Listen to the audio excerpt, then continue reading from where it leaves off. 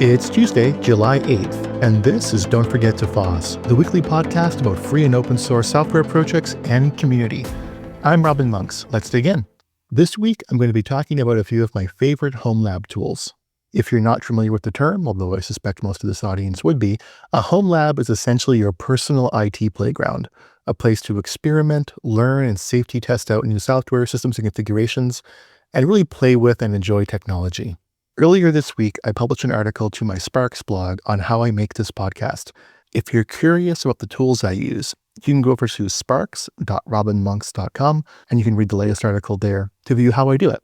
After the episode last week where I discussed Halloy as a simple Mastodon API-compatible Fediverse server and mentioned a desire to have an even simpler, ideally all-in-one micro-Fedi server, I saw multiple folks mentioning Snac in my timeline. Snac, spelled S-N-A-C, is an even simpler server that doesn't need a dedicated database like Halloy does and stores its files in a given directory. So basically exactly what I wished for. I have not had a chance yet to fully set it up, but it's on my project list now to spin up an instance in Docker in my home lab and put both Snac and Halloy head-to-head. And that's a great point to pivot to the next topic, Proxmox. Proxmox is a great way to use an older computer. I have a gaming PC from around 2014 that I thought had as much RAM as the motherboard will accept, filled every hard drive slot with high-capacity hard drives I've had lying around from when I rebuilt my NAS. This PC comes from back when PC cases had a lot of 3.5-inch slots, and a 2.5-inch SSD that was too small for any use these days, but fine as an OS root disk for Proxmox. Proxmox is based on Debian Linux, and it's really just a nice UI for managing containerization, virtual machines, and user access controls within that environment. This setup has been humming along happily for over a year, running Linux containers and virtual machines for me.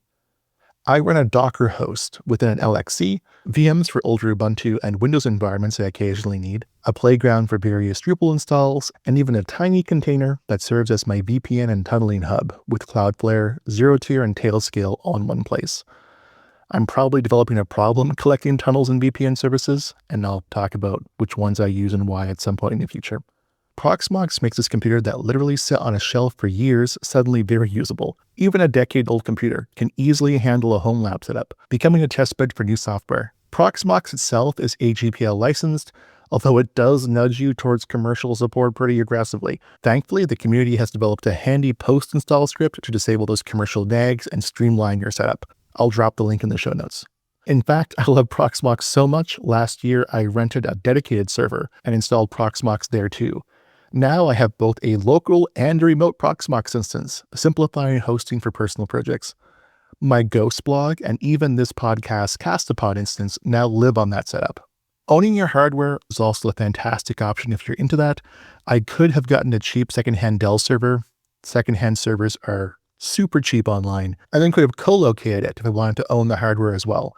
So this opens up many possibilities. While Proxmox manages my Linux containers and VMs, for Docker containers, I rely on Portainer. On both my local and Proxmox instances, I've set up a large Docker host as a Linux container. Portainer comes as a full management environment or just an agent that can connect to another full Portainer install. On my local Proxmox, I have a full Portainer instance. Remotely, I'm just using the Portainer agent. Portainer also has an agent monitoring the Docker images on my Synology NAS. It's become my centralized Docker management hub, letting me see what's running, inspect stacks, manage volumes, view and export logs, everything I'd found annoying about using Docker solved in one tool. Portainer is free and open source software under the permissive zlib license, with optional business editions available. I've never come up against any issues in the community edition, which is Portainer CE, for all of my home lab needs. And unlike Proxmox, Portainer does not nag you very much. It's easy to grab the CE edition, easy to install it, and the instructions are super simple. I'll put them below. Portainer also has user management and access control options I've not dug into heavily, but could be used to let others also run containers on your hardware. Portainer also has the concept of edge agents. So if you want to run a Portainer agent on a VM or inside of a container somewhere, but you don't want to have any ports open to allow Portainer to connect to the Portainer agent, you can instead have a port open on your main Portainer instance and then have your agents connect back to that. So you don't have to have any sort of inbound networking enabled. It's a really nice way to avoid opening up ports you don't need and makes the entire process more secure, especially if you're using an internal VPN network, because then that traffic is never really hitting the outside internet at all. I've liked Portainer quite a bit. I have found using Docker on the command line fairly annoying, especially dealing with Docker volumes, to the extent that I actually was trying to just avoid using Docker volumes for years because I found them just indecipherable. Portainer has gotten me over that fear entirely. It has a nice browse tool. You can upload and download files from volumes. So all that stuff means that Portainer is just the bee's knees as far as I'm concerned in Docker management. So this weekend I went down a rabbit hole, and because I have both of those tools, going down that rabbit hole was actually pretty easy. After being annoyed for the 100th time by a software project using what I truly believe is the most unfriendly chat tool ever developed, namely Discord, Slack and Discord are increasingly user hostile with their ads and data scraping and constant attempts to send alerts and re-engage you. Slack is annoying. Discord is just on a whole other level. I'm not sure if that's because they recently IPO'd and are just trying to milk traffic or what's going on there, but I feel like Discord actively hates me as a user. So I realized I wanted to connect to IRC again, something I've not used for a while, and I wanted to figure out the best way to do that in 2025. To start, I wanted a bouncer. You can connect to IRC directly, but if you do, your connections are pretty ephemeral and it becomes annoying to deal with. You can't have multiple systems logged in at once.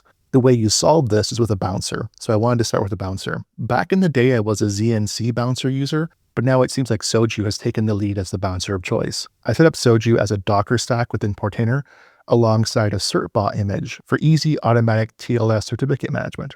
Setting this up as a stack in Portainer was easy, and I got a volume set up to hold my API keys, Soju configuration, another volume to hold on to my generated Let's Encrypt certs and keys, and then was able to share the volume with those certs and keys and the config into the Soju container as read-only. So it was simple, easy. Everything was very portable as well because it's easy to go in and change things. The solution I went with, I am writing up to go onto my Robin Sparks blog. It may not be out by the time this episode is out as I'm kind of crunched for time, but if it's not, I will write it up for next weekend to give you instructions to follow along and do the same thing yourself. Now that I had a bouncer set up, I went and searched for an IRC client that I liked. Way back when, I used to be a user of Chatzilla, which was an IRC client that worked with the Mozilla browser and Netscape Navigator. Not Mozilla Firefox, Mozilla. It was later called the Mozilla Suite, and Mozilla was a browser, email client, newsgroup reader. It was all in one. And the browser Mozilla is what now the corporation foundation Mozilla are named after. The browser part of Mozilla is what broke off and became Phoenix, then Firebird, then Firefox, and the email and newsgroups part would become Thunderbird. Around that time, Mozilla the browser was renamed into Mozilla Suite, and then Mozilla Suite was no longer being maintained by Mozilla. The community forked it, and you can still now get copies of Mozilla Suite that are updated, still working today, under the name SeaMonkey as a community project. SeaMonkey and the history of Mozilla and its forks could be its own show. I'll probably do sometime in the future. It's quite nerdy, and it might be something only I would be interested in, but let me know. In any case, Chatzilla worked on Mozilla, then later on Firefox, and it was my go-to chat client for many, many years. But as Firefox got updates and the extensions changed, it stopped working in 2017 and development basically ceased. You can still get Chatzilla with SeaMonkey, but I've not seen any recent updates to it in any extensive way. There is, interestingly enough, a fork of Chatzilla, which I will link to, that supports IRC v3 and some other features, but it does not work on Firefox. It works on a different fork of the Gecko engine and a different browser. So there's a whole rabbit trail there. Again, I could spend all day on just that subject. But needless to say, for all intents and purposes in the modern day, Chatzilla, not a usable solution for me. I also had used for a brief period HexChat because HexChat ran on a Nokia, I think it was an N800 or an N710 I used to use. And so HexChat was my secondary IRC client way back when, also since they're not redeveloped anymore. So I decided to see what was new and recommended these days. I decided to try out Halloy, as it's an IRC client that people seem to like in modern times. It has a very simple UI. It gives me some mild Atom code editor vibes. Before Microsoft bought GitHub, GitHub had their own code editor called Atom. After the acquisition, Atom was shut down to focus on Visual Studio Code, but Atom had this kind of interesting look and feel about it. And if you ever used Atom and you now use Halloy, I think you'll get what I mean. But Halloy is very simplistic. It has great theme support. The configuration are these very easy editable files, and I liked it immediately because it was very easy to set up. On the mobile side of the equation, because I wanted to have both a desktop and a mobile approach to this, Goguma is what I went with. Goguma is developed side by side with Soju, so they're very compatible. It has builds in the app stores for both Android and iOS, and it's easy to pick up without much hassle because of that. I got it set up on my iPhone super quickly and was able to connect.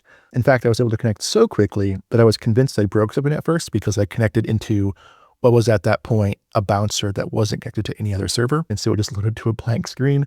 I was confused and I realized what I had done. But yeah, super easy to set up. Cannot recommend Goguma highly enough.